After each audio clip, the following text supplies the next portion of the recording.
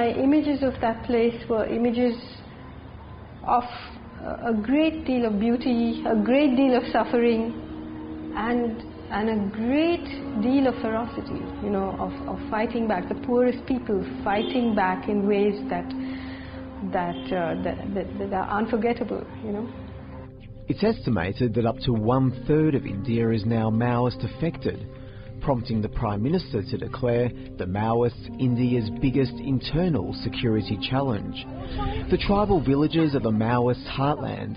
These are India's poorest people, and they've seen little development in the more than 60 years since independence. Many are now in a struggle with miners and industry over the rights to their land. Author and activist Arundhati Roy spent 3 weeks with the Maoists in researching her latest book, The Broken Republic. Her defence of the armed struggle has seen her critics label her an apologist for Maoist violence. My journey was to the Maoist areas in Chhattisgarh, in Bastar actually.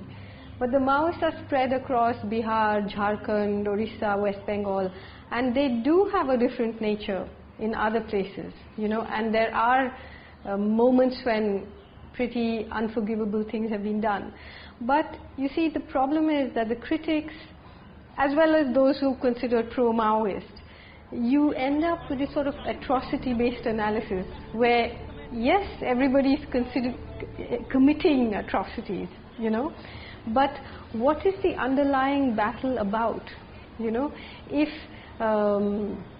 you're going to fill your schools with security forces, the government is sending, I mean, there are hundreds of thousands of security forces with AK-47s and rocket launchers sort of trawling these forests, flushing out people from their homes, the poorest of the poor, in a fight back.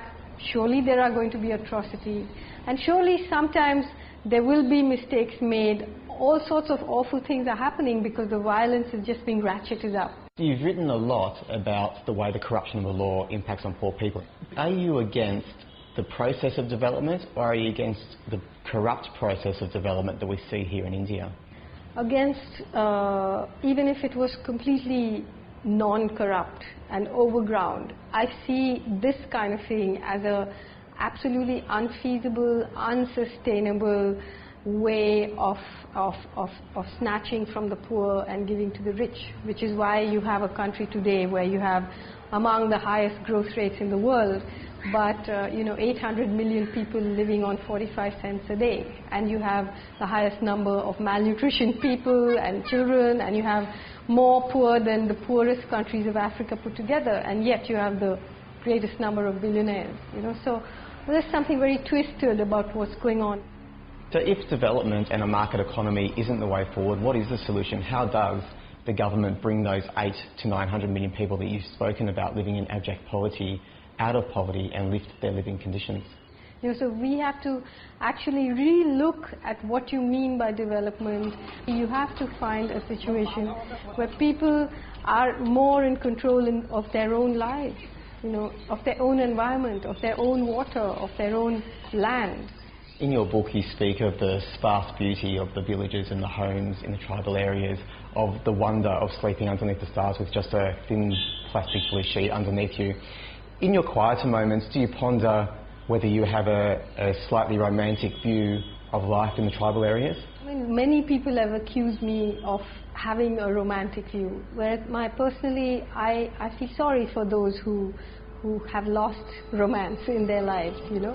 If we lose the ability to see that beauty and to think, I mean, I would say that people who promote the free market and growth and all these things are far more romantic and far more ideologically driven and blinded by their vision than somebody who goes in and comments about the beauty of a forest or the stars in the sky, you know.